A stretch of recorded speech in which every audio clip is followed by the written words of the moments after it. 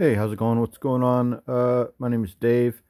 We're going to take a look at new old comics for the month of May. This is this month's roundup of comics. There's about 23 or 24 titles that we're going to look through and see what we have. They just got here yesterday. First one that we're going to look at, top of the stack, Around the World Under the Sea. Looks like Lloyd Bridges and David McCallum and Sandra Dee or Tuesday Weld or Deborah Wally. We can hope, but it's not. It's Shirley Eaton. I don't know. I don't know who that is. Maybe she's great. There's a giant moray eel right here. This is a cool cover. I'm looking forward to reading this. One of those Dell comics, a movie classic from the 1960s. Next comic is Joe Palooka, number 16. I've been reading Joe Palooka for a couple years now. Me and over 50 million other readers every day have been reading Joe Palooka. This looks pretty good. I'm looking forward to this. I think this is maybe the introduction of Humphrey, who is a recurring character and friend of the champ, Joe Palooka. At one point, I guess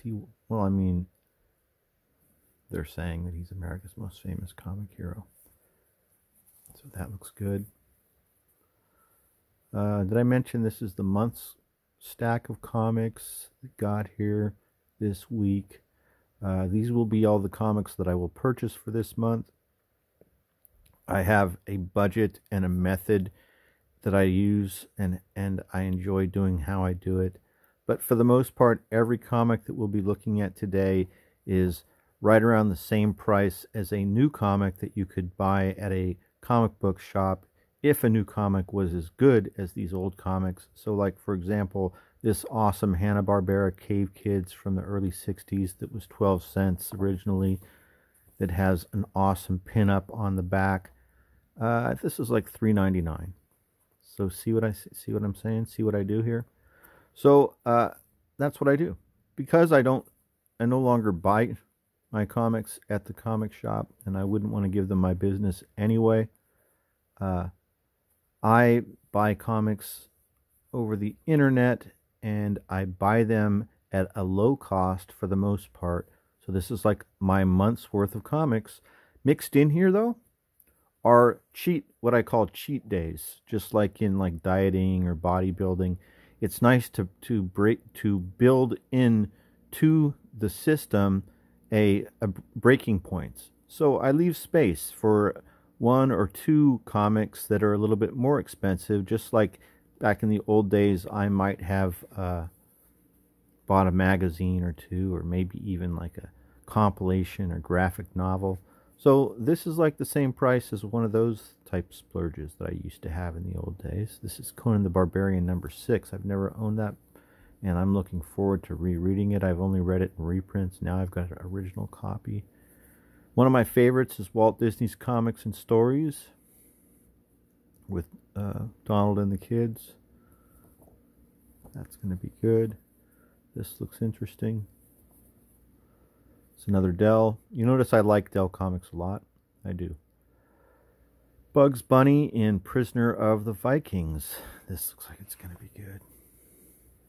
Some of these might end up, these are all on my reading list, obviously. This is my reading stack for the month. But I'm going to, I might incorporate this into these other videos that I've been making about reviewing old comics. Some of these look pretty good. A little bit of some damage to the cover here. I like DC, I like Marvel, I like everything. So like I was saying, I like to just throw in a mix. Typically, I don't buy more than one issue of the same title. So it's like almost as if I were at, this is going to be good, isn't it? Almost as if I were going to the comic shop every week and buying 5 or 6 different comics, or 4 or 5, or 3 or 4. I'm right around there, right? This is a great cover, great photo cover, early Rin Tin Tin issue. The reprint that I picked up because it was inexpensive, and it is the first appearance of Zorro from 4-Color Comics, which I don't own. So this is a nice quality reprint of it, and it looks really good, doesn't it? Here's a Marvel. All right, so this is also a reprint. I just bought this because I really like the Gladiator. This is a badass character. Anytime I see a cover with the Gladiator on it, I like it, and I don't think I've read this before, and it's a great cover. Here's a banned comic by renowned racist Mark Twain. This is going to be fun to read and do a review on. This would make a great review episode. Looking forward to this. I don't think I might have seen the movie when I was a kid. I don't think and I haven't read it since we read it in 4th or 5th grade as a class. So I am looking forward to this. I really remember liking Jim and Huck. Both of them are an amazing. I remember them being a great team together. Good friends. So I haven't read this, like I said, since we read it as a class in Miss Adney's class in 4th grade. Tarzan. I'm a big Edgar Rice Burroughs Tarzan fan, and John Carter and everything else. Anything Edgar Rice Burroughs I like. This is an early Tarzan from Dell. 52 pages, all comics for a dime, you guys. Great cover. That's Lex Barker as Tarzan. He played Tarzan in a few of the movies in the early 50s. Wow, look at this. This is a great comic. These were great. Drawn by this artist. I don't know if he plotted them as well. I have to look that up. His name, well, see, look at that. His name is Jesse Marsh. And he really used, so when we look at this, look at his work, you can really see that he used life models or photograph studies to for his work, and it's beautifully done. So we'll get into that. It's awesome. Walt Disney's World of Adventure. I have a few of these. This is fun. This is like an anthology title. Savage Sam and Captain Nemo. And a back cover with Tommy Kirk and Savage Sam on it. We're going to get to that. That'll be fun to read. Army at War. I remember this from the quarter bins in the late 70s, early 80s. I always passed this up. This exact same issue I remember seeing like up against the wall with the quarter stuff in, like I said, like 1979, 1980 at the Comic Collector Shop in Monterey, California. The infamous Bob Sidebottom was the proprietor there of that shop. This is another one of those reprints of an old Dell 4-color issue that I don't own. So it's an inexpensive way for me to pick up a high-quality reprint. And this is only a couple years old, I think. This is the first time I'm buying reprints from this company. I just saw that they were inexpensive, so I bought them. This is one of the titles that I like to collect from month to month recently, like in the past couple of years, as well as like we saw Action Comics earlier. I like this era of the 1960s of Action Comics, Superman, and Adventure Comics of Superboy and the Legion of Superheroes. These are, I like these. This would be a fun one to do a review on.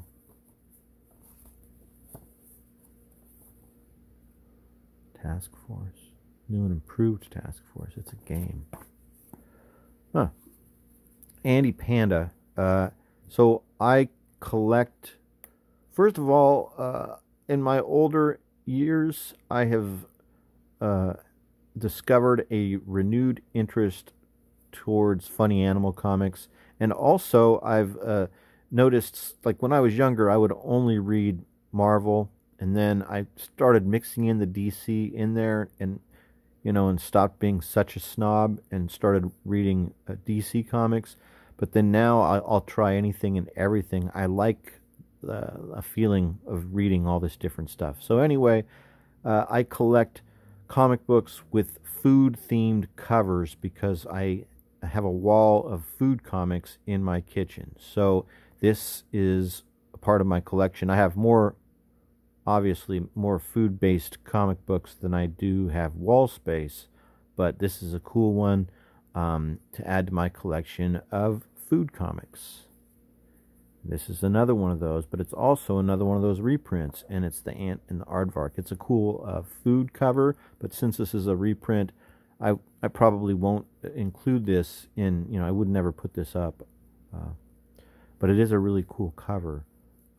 I think that there's only one reprint story in here. This other stuff is new stuff, so we'll see what this is like. The Ant and the Aardvark was a cartoon that showed up a lot at the movie theater before the first movie, and at the intermission before the second movie. And also I remember they used to show the Ant and the Aardvark at that little miniature movie theater at the recreation center at Lake Tahoe at the casino.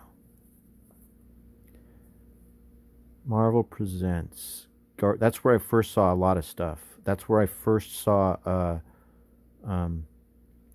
Jason and the Argonauts, as well as some of those Disney movies like Sammy the Seal and the Ugliest Dachshund, maybe? Is that what it was called? Anyway, yeah, so Marvel Presents Guardians of the Galaxy. This is going to be good. I have never read this before, and I'm looking forward to it. Let's see how this holds up. It's written by Steve Gerber, so this should be fun. We like Steve Gerber. He did Man-Thing and Howard the Duck and a lot of other good stuff. Another Walt Disney Comics and Stories. This is a great cover. I'm looking forward to this. Not that the interiors at this point, in these dells don't reflect anything to have anything to do with the cover. There's not going to be a story about Donald playing against the boys in a game of checkers. This is just the cover, and it's a really cool one. The boys are arguing over who can beat him in the fewest moves. Like maybe he's saying 2, maybe he's saying 3, he's saying only 1 move, and Uncle Donald has lost so much at this point that losing means nothing. Winning and losing mean nothing to him at this point. So. This is Boy Comics. This is from Lev Gleason. This is, I love these Lev Gleason books, so this is some interesting stuff. We need to do a video on Lev Gleason comics, but also we'll do a review.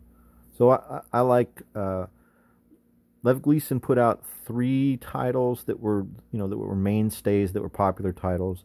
Crime Does Not Pay, Boy Comics, and Daredevil Comics, and all of them employed these 2 gentlemen right here, Charles Biro and Bob Wood, as writers and artists. And to be quite honest, I think that Charles Biro was doing most of the writing and the drawing of the comics, and Bob Wood was doing most of the drinking and the spending of the money. But actually, I think that Charles Biro was also doing a lot of drinking and a lot of spending money. This is a great story. The reason why they were drinking so much, or the reason why they were spending so much money, was because Lev Gleason's title, Crime Does Not Pay, was a top-selling comic. I mean, this thing was flying off the stands.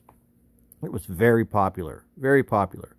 And this was a small operation, very small operation, and I think Lev, from what I've read, ran this with, anyway. It's a strange and sad story that involves Bob Wood committing a murder. Yes, a famous murder. And then after, famous in that it happened like on Park Avenue and was in the front page of all the papers at the time. And then he went to prison for this murder and then got out of prison, and then himself was murdered.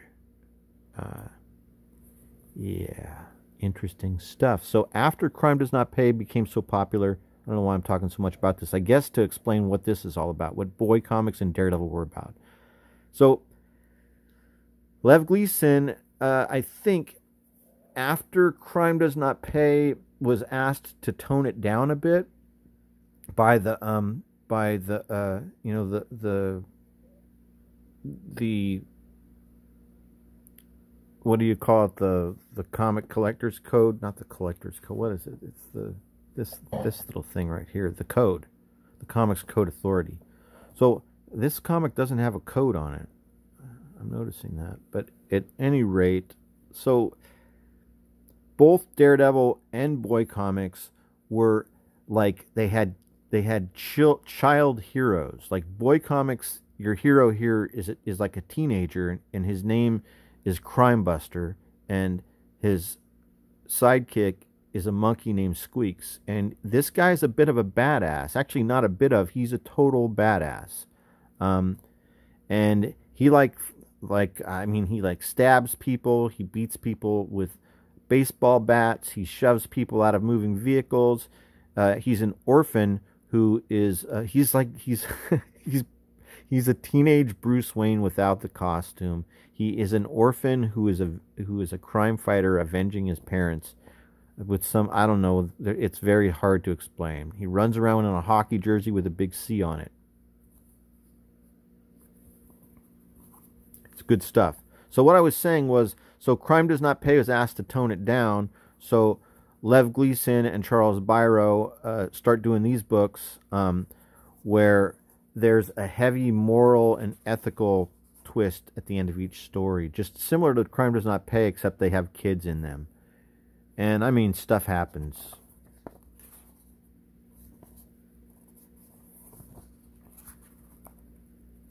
Oh, see here, what's going on here? Oh, they got him tied up. See, look at Crime Buster. He's a bit of a badass. He's getting beat in here. Anyway, this is good shit. Last comic for the month. What If #2. Wow. So this is an instance of me replacing a comic that I used to have that I wanted back again. So I used to have What If #2, and I sold it, and I shouldn't have, a long time ago. And so I wanted it back because I wanted to reread this because I hadn't read it since then. So I'm going to read What If #2 because I wanted to reread this story. So, boy, that was it. Long video looking at 20 comics, but that's not bad. I mean, that's like under a minute a comic. Hope you enjoyed what we looked at. You know, all we did was look at the titles that I'm going to be reading this month, and I talked a little bit about how I do my how I collect my comics, right? Like how I guess, like I don't know, how I budget my collection. Anyway, hope you enjoyed the video. Thanks for watching, and I will talk to you guys later.